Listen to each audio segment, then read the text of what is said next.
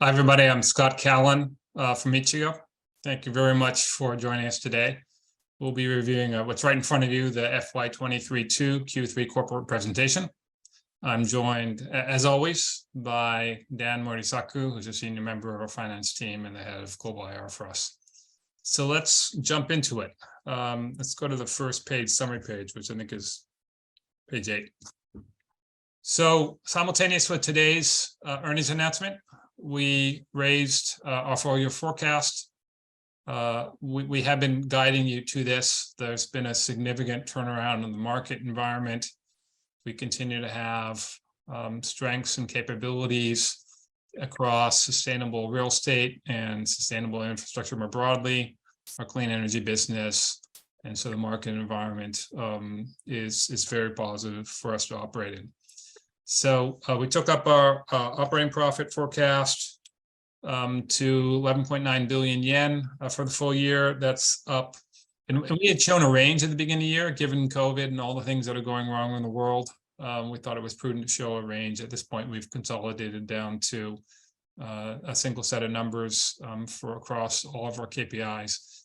The new OP number puts us up 23% above the bottom of the initial forecast and 12% above the top. On net income, those numbers are plus 39% against the bottom end of the range and plus 6% against the top. Two big drivers of this are significant recovery in the hotel business. You can see in the 3-month Q3 we just went through, it's nearly a double year on year in terms of what the RevPAR looks like. We've recovered to pre-COVID levels, which is an extraordinary statement. I mean, we don't have a full return to travel within Japan yet. We don't have inbound. Chinese tourists were at one point about 30% of total inbound tourists. They're not really coming at this point, but it tells you that there is a significant upward opportunity. There has been some withdrawal of hotel supply in the market. If we get a better demand environment, there will be a lot of upside there. I'll go through some more detail. The second additional driver is we had a huge gain on behalf of our Ichigo Office shareholders, and we have a performance fee on that asset sale, which we'll record in Q4. The other thing it's worth knowing is we've launched a digital real estate business.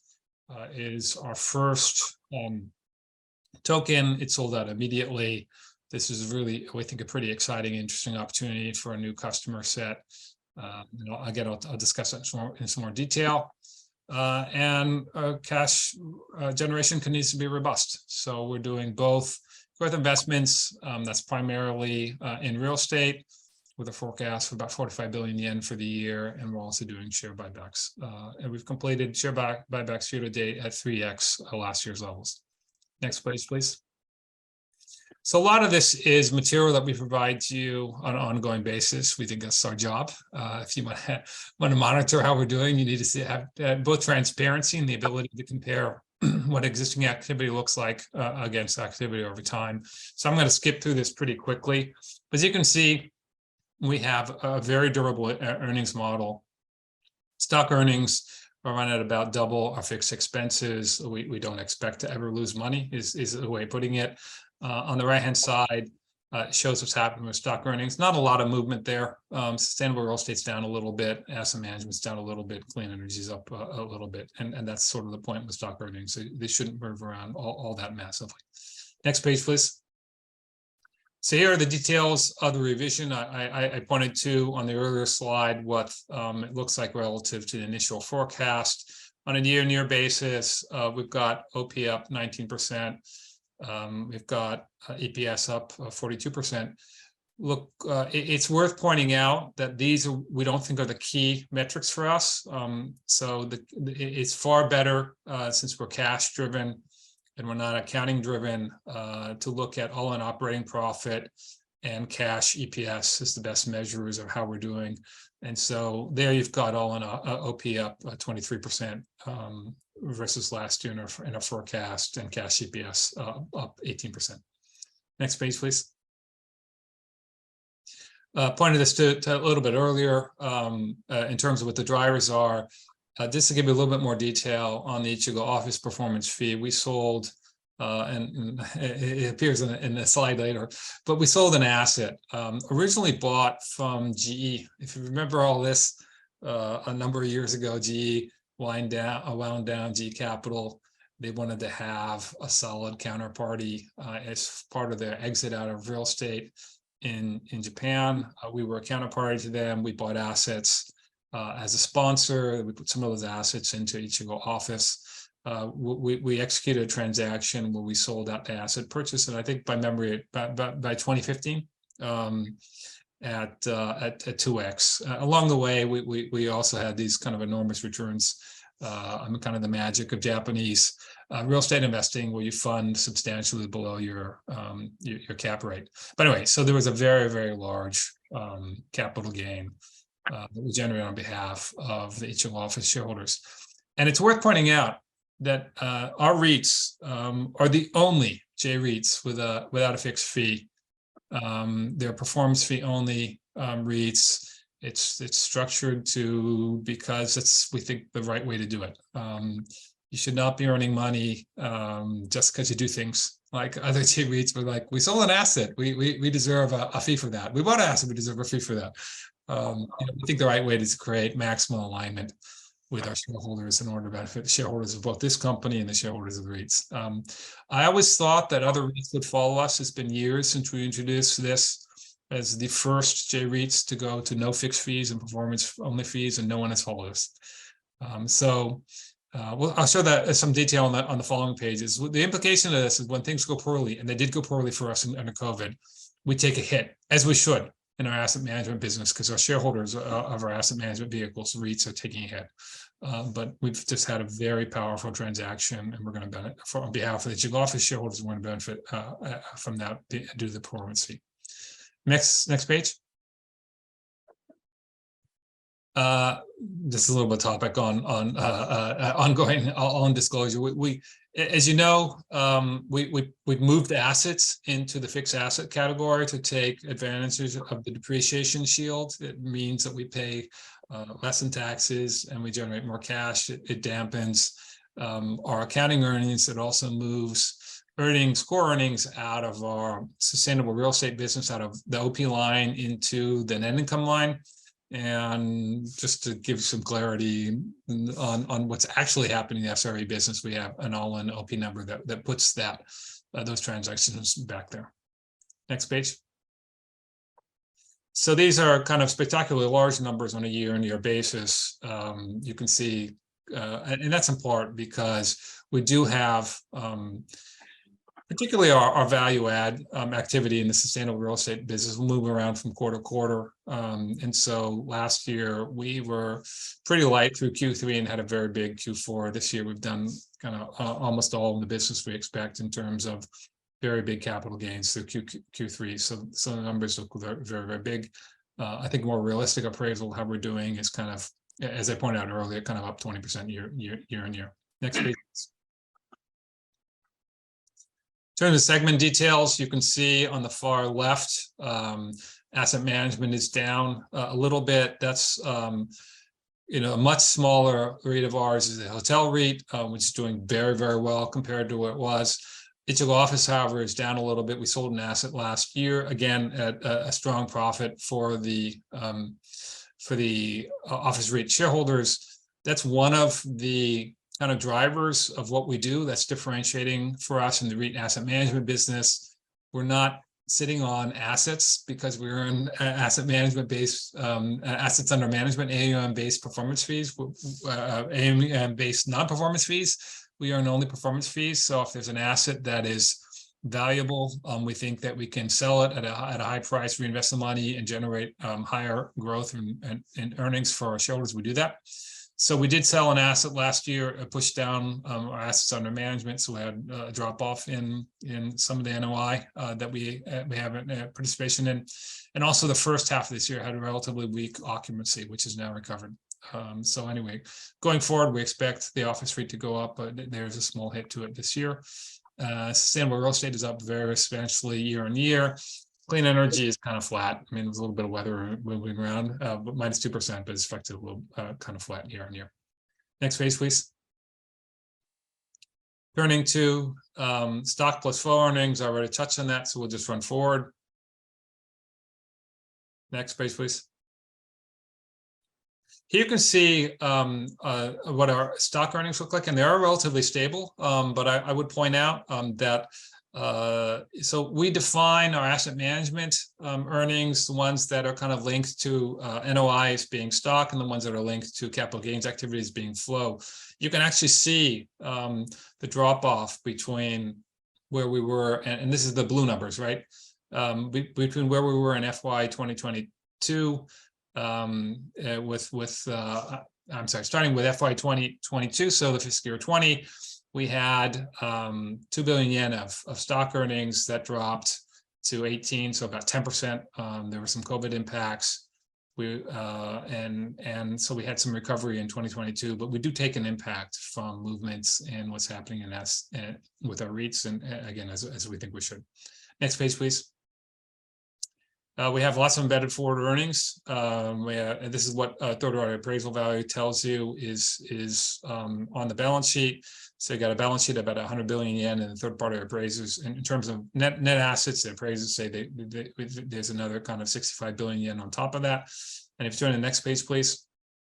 In actuality, we end up selling assets generally at 2x or more of what the third-party appraisers say. So it's a way of saying there is significant embedded forward earnings in this business. Next page, please.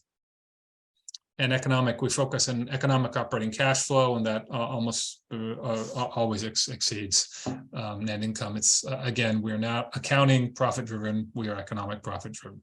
Next page, please. In terms of what's happening, we're financing. We're still borrowing on average at 10 years. We're still borrowing for less than 100 basis points. Actually, new financing, despite everything that's happened with the BOJ, is cheaper for us this year than it was last year. There has been a push down in a weighted average remaining loan maturity from about 10 years to 6 years. That's in part driven by the changes in kind of the SRE business, a sustainable real estate business. As you know, we built out what we call Ichigo Owners, a platform with an average hold of less than a year. And so it's a very high turnover business. And so we're financing it at typically kind of five years, even though on average we'll hold for only 8 months. We think that's more than enough. So anyway, there's been some push down on that, and that just reflects more powerful economics, because Owners is got extraordinarily powerful economics. Very short hold period. I'll talk about Owners later, but and in return for that, we can actually, because it's a short hold, because we're using debt to funding well below our cap rate, you can actually push down your gross margin on it, deliver better value to customers, and still have a phenomenal kind of 50% plus ROE business. Next page, please.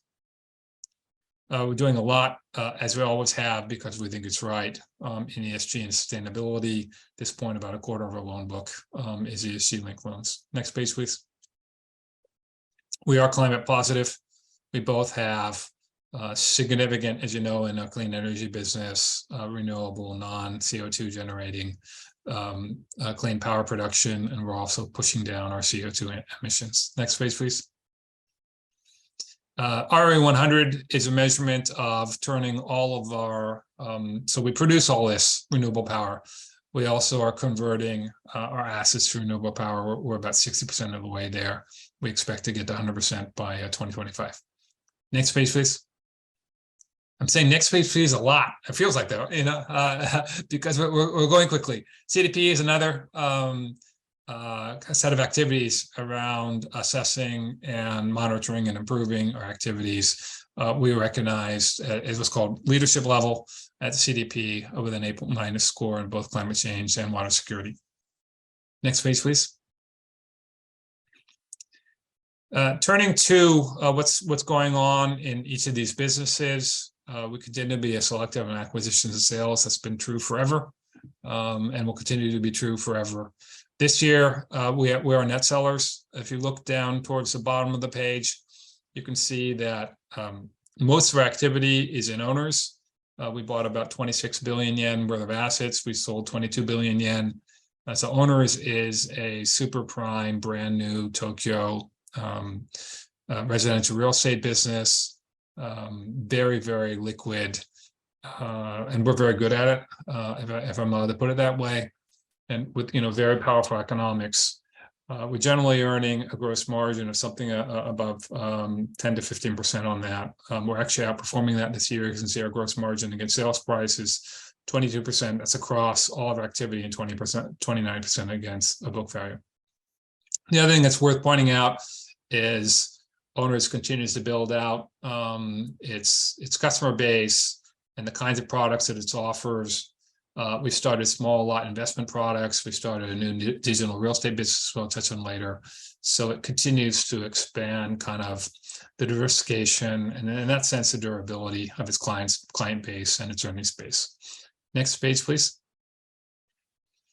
So looking at what's happening to Owners. And so this year we expect to about 70% of our sale activity will be Owners and 30% in the multi-asset business. The multi-asset business is also a very good business. It just has a longer hold period to it. Typically something that looks more like 3 years or 4 years rather than kind of 8 months for Owners.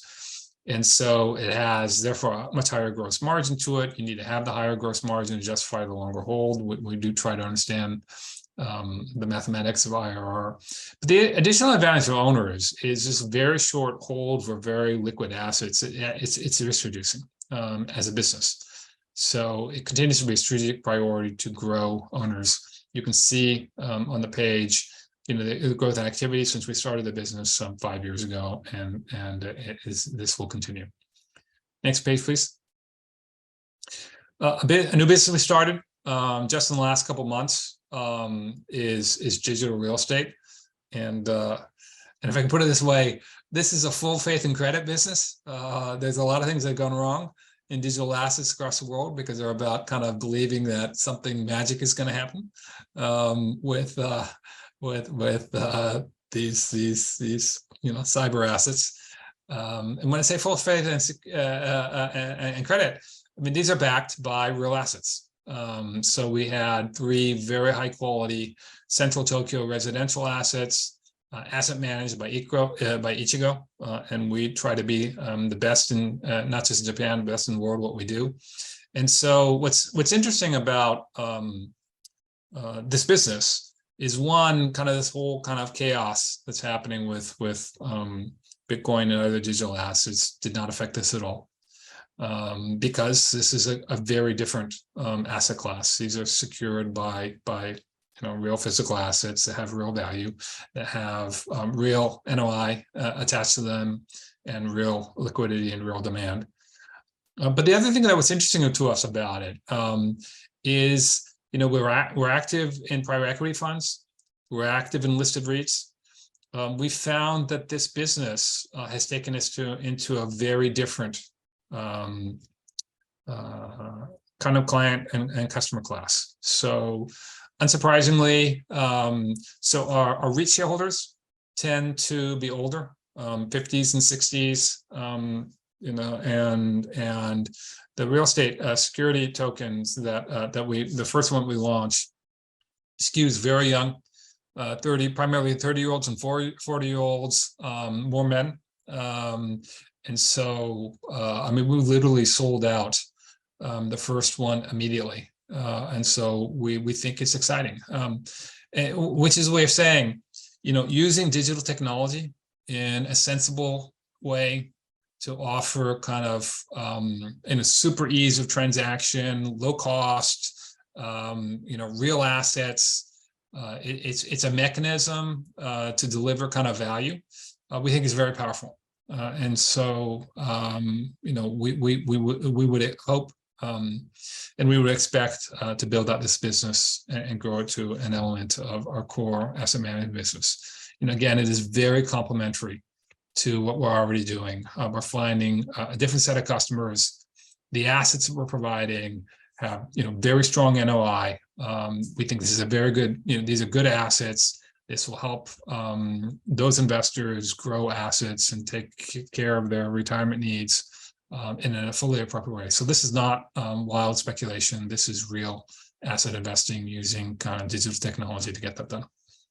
Next page, please. We continue to work on behalf of our two REITs and Ichigo Green.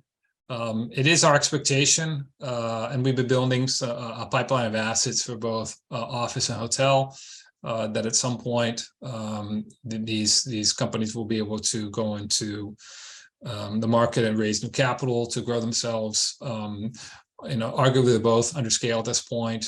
They've both had a strong performance. Just with the caveat, the hotel has had strong performance in part dealing with the impact of and minimizing the impact of COVID. You can see it's got a dividend yield of only 2.6%, but I would point out that's after the disaster of COVID. Even at the bottom, it was bouncing around. It's something I think it was 1.5 to 2%. So despite all the things that's gone wrong, there is kind of a lot of value being generated by these REITs. Ichigo Green is also, it's a solar power, listed solar power producer, continues to do very well. Next page, please.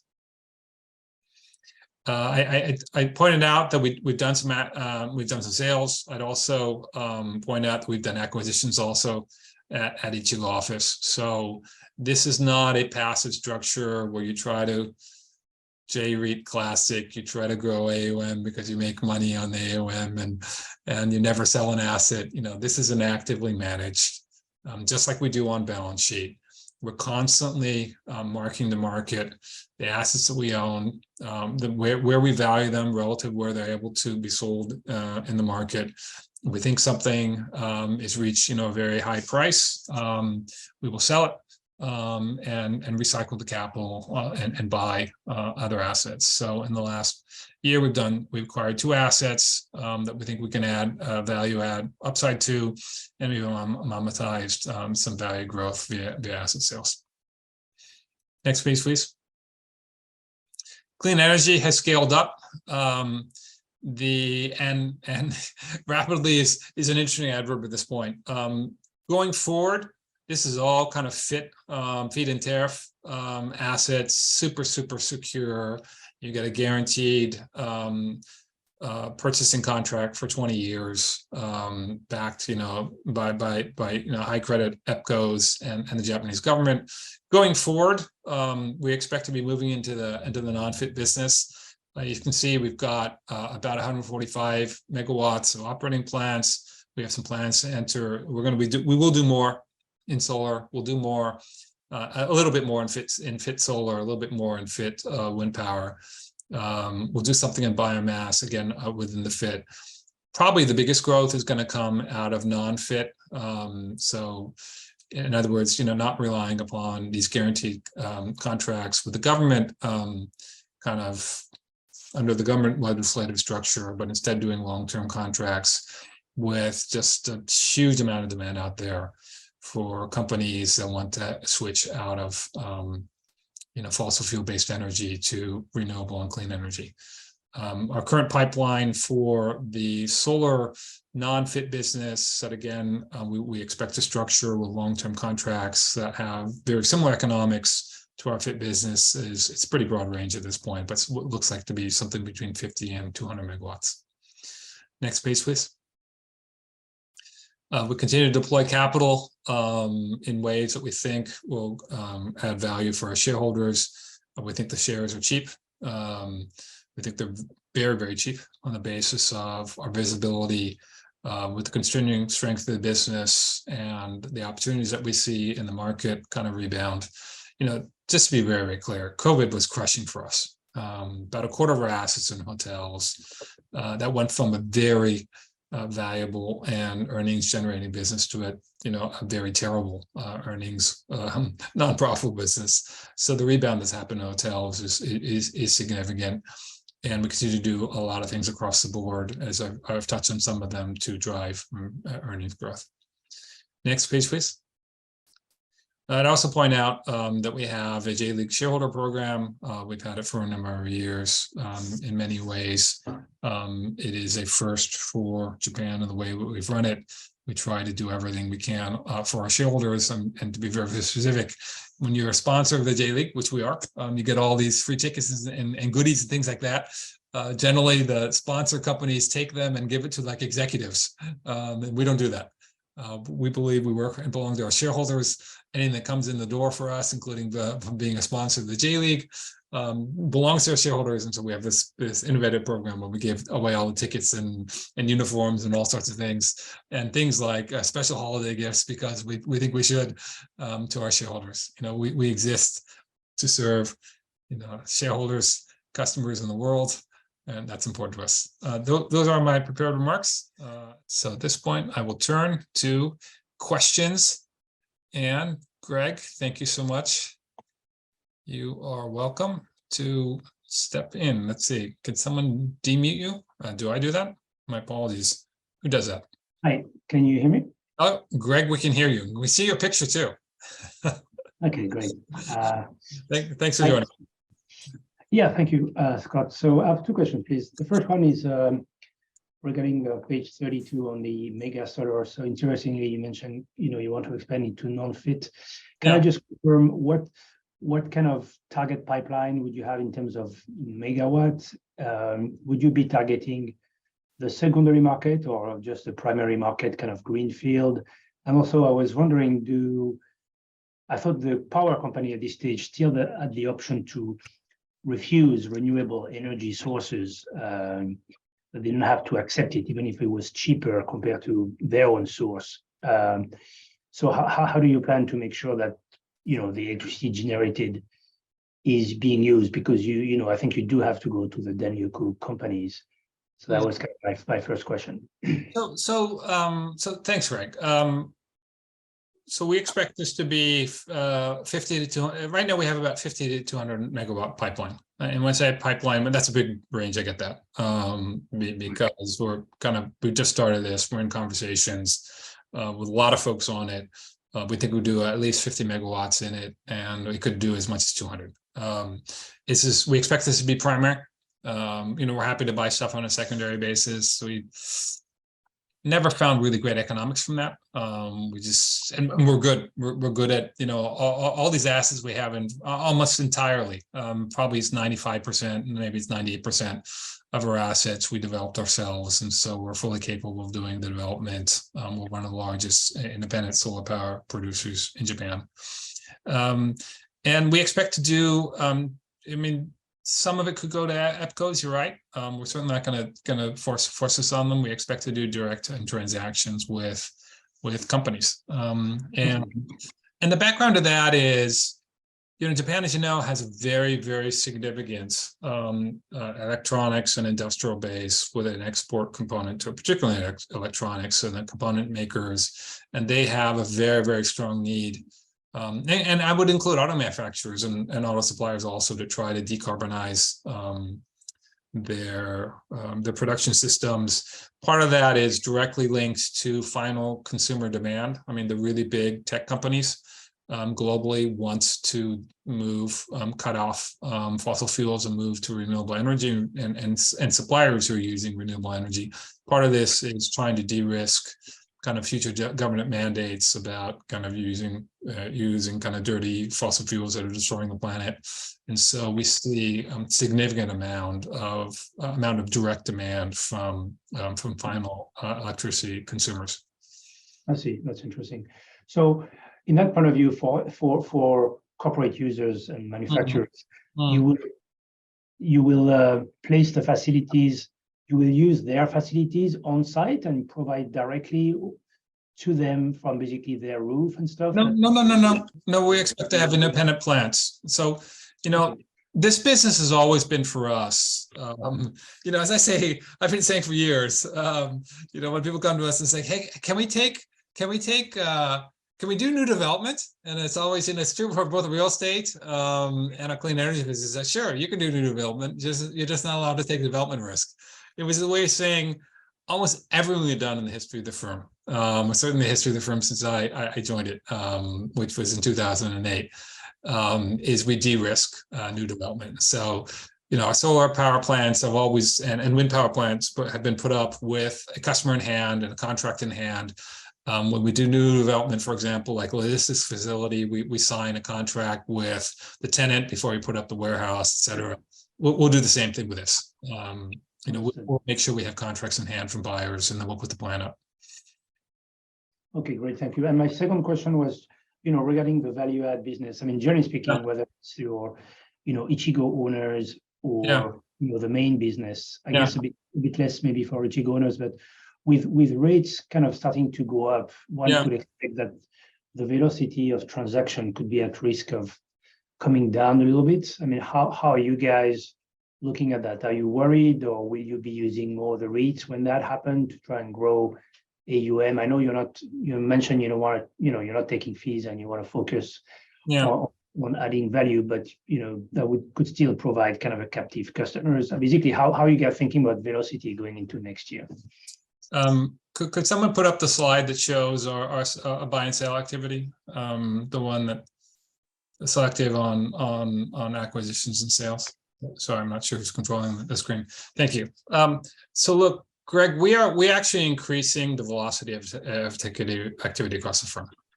So, the multi-asset business was our main business, and to be within sustainable real estate continues to be a very strong business. The good news is Ichigo Owners is outgrowing it, and it's because we're strategically growing it.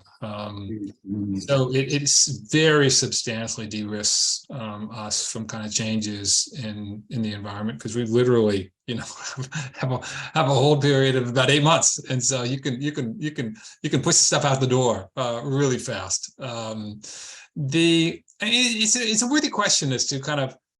And it's one I think about, and I should think about, and I'm very interested in your input on, and everyone's input on. I mean, this business is designed to be robust through all sorts of environments, as it should be. And so, thinking about what's happening with increased interest rates, I mean, by definition, increased interest rates are not good.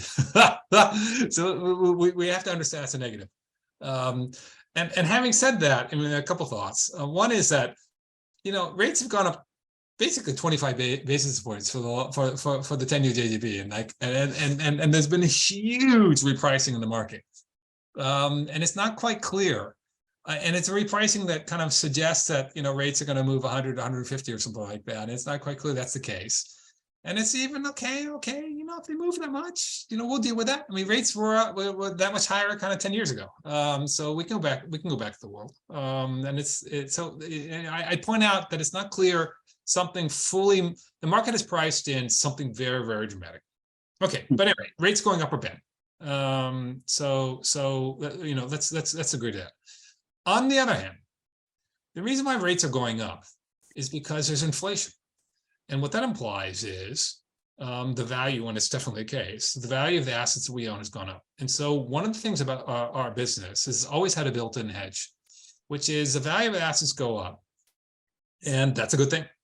And so financing has gotten higher, but we have this, I just pointed to this huge amount of increased value that comes from the value of assets, which is defined by replacement costs. And so you get some cap rate expansion that comes out of rates going up, but you also get if anyone tries to build a new asset, it's going to cost them 30% more than it used to. And so our existing assets have become more valuable. The second thing I'd point out is, rising inflation costs for guys like us, since we don't tear buildings down and put in 100% CapEx, we tend to put in like 5-10% CapEx, we're much less inflation sensitive.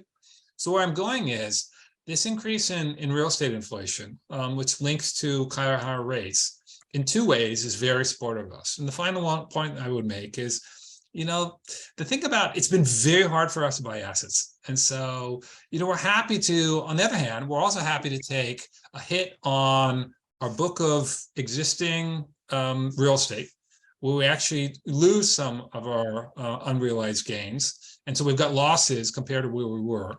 In return, if we can buy real estate cheaper, it fuels the value add engine. And so we've built the business to be robust through all sorts of environments, with environments where you've got real estate inflation, environments where real estate deflation.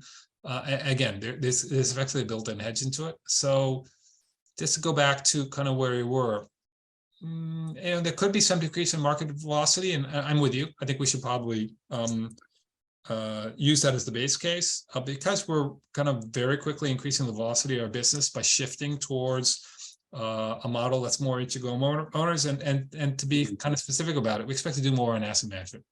And so, it's going to take stuff off balance sheet. It's going to make us less sensitive to what's happened kind of in the broad market environment, even though, as explained, we think we're pretty robust at any rate. Greg, did I answer your question?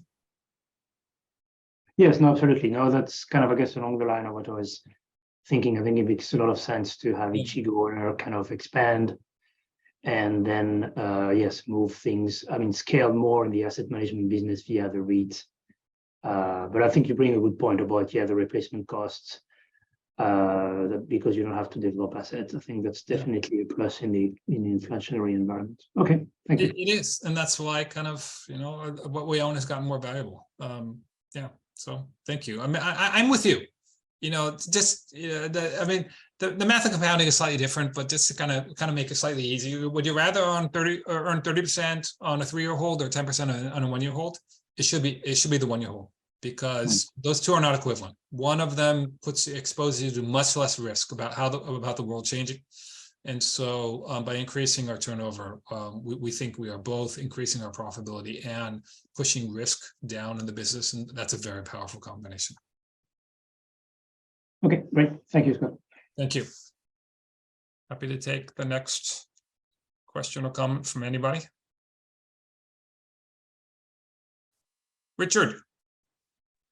Hi, Scott. How are you doing? Good. Thank you. Thank you for joining. How can I help you? Yeah. I saw that you have been selling some hotel assets. So now that the hotel business is recovering, could you add some color on why to sell them now? Is it and what will your more strategic allocation be towards hotels going forward? It was 25%. Will there be a new number? Please add some color. So the hotel business, I'm sorry, maybe Fuji-san who's controlling the screen. Can we go back to the acquisition and sales page? Look, the hotel, and I hope it's okay. I try to be super transparent and to let you know our thinking and allow you to kind of decide you agree or disagree, and hopefully you disagree, you can provide some input on that because we want to learn from you. So the good news on the hotels is that Japan has not delivered kind of the degree of capability in hotels in terms of the service offering and the price for value that it does, for example, in the restaurant business, where Japanese restaurants are just phenomenal, world-class, great.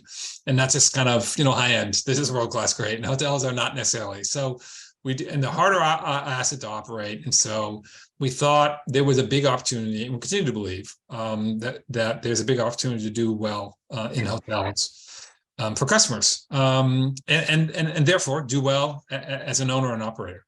That's the good news. The bad news is, the terrible thing about hotels is that we price daily. And so we didn't know that COVID was coming, but we've limited ourselves to no more than a total assets of 25% hotels, despite the enormous, we think, profitability that was generated. We will generate it again. Just to be clear, though, on these sales that we've done, you can see about 15 billion yen. Most of these are not so much new buyers loving the hotel business and buying them. It's a little bit early for that. None of these, Richard, have been kind of repositioning. So we're going to take this hotel and in an asset, and we like the underlying real estate. We think there may be a hotel to resi conversion or something like that. So in a sense, the good news is probably it started right about now. I pointed out, this huge rebound in the hotel business has occurred in the last 3 months, especially, and over the last year. And the implications of all the Chinese beginning to come as soon as the Chinese and Japanese and Koreans stop fighting about visas. The implication is it looks like this hotel market is going to open up. We don't expect to be larger than what I just told you. We're not. we just think you need to be very, very strong in risk management. And one of the things that's the problem with hotels, even if the most spectacular returns appear to be available, is they reprice daily, and so they're very economically sensitive. You should not expect us to have ever more than a quarter of our assets in hotels. If anything, I think it's going to shrink because the owner's business will grow, and that is a business, very linked and specialized in resi, because resi is so durable, and therefore kind of if you earn nothing in the bank and nothing in bonds still in Japan, the ability to earn 2%, 3%, that's generally what it is at this point, in resi, is powerful for investors, and it's just really, really durable. And hotels, you can earn 5 or you can earn -5, and so that's just a really, really hard asset for a pretty conservative group of investors, the Japanese people, in terms of what their asset allocation looks like. Okay, and then so basically, do you think it's more attractive to be on the operator side, or with your software, or yeah, and on the market generally? So I guess with the recent developments, tourism will recover, but do you expect it to recover back to the pre-COVID levels? Because back then people were quite optimistic about the tourism boom, and Japan had seen quite some spectacular growth numbers over the past 10 years or so. Was 2019 like peak tourism? Yeah, we don't think so. I mean, look, we're not in the business of predicting the future. Just to step back though, I told you what was really positive about hotels in Japan, that we think it's an underserved market. We've demonstrated the ability with, for example, our Knot brand, with our OneFi brand, to offer new products that are very, that are very powerful in terms of cost performance and have generated huge demand. The problem is, they reprice all the time, so we don't have a balance sheet that's filled with hotels. So one answer, Richard, is to grow our hotel REIT, where we'll have other. We'll have our investors deciding they're going to have 1% or 2% or 3% or 4% or 5%, whatever they're going to have the assets in hotels, and not and so that, we think is probably the right long-term solution, that will continue to be very active in hotels, and we're going to migrate more of activity to the hotel REIT. And quite frankly, I think we're going to do that with office too. That we expect to do more with the office REIT, as an answer. And so on your question of, have we peaked out with Japanese tourism? Probably not. As you know, travel is a GDP plus business, tends to grow. And actually, to be more specific, it grows faster than GDP. It also is very linked to growth in disposable income. And so the growth in Asia is a massive driver of tourism within Asia. And it is a massive driver of tourism to Japan, because Japan is lovely. And people like it. And it's clean and it's safe and it's nice and it's delicious. And so I don't think you don't have to make any brave predictions. If you see GDP growth and income growth in Asia, you see growth in tourism to Japan. And the Japanese government is massively kind of all over it, and is continues to build kind of out its tourist linked activity, most specifically air travel restrictions and a lack of capacity in Narita and Haneda has always been a problem for Japan, and that's been expanded very, very substantially. So yeah, it continues to be a growth area. I think that's a pretty easy kind of assessment of what a possible future looks like. But we're not going to be putting a bunch of hotels on our balance sheets. It's not going to happen. So I think you would probably more likely to see growth in each hotel. Okay, thanks. Thank you. All right. We will bring this to a close. Thank you, everybody. We're grateful. We know you're busy. We're grateful for your time. It's truly an honor and privilege to work for all of you. Still a tough world out there. Take care. Be safe. Thanks so much.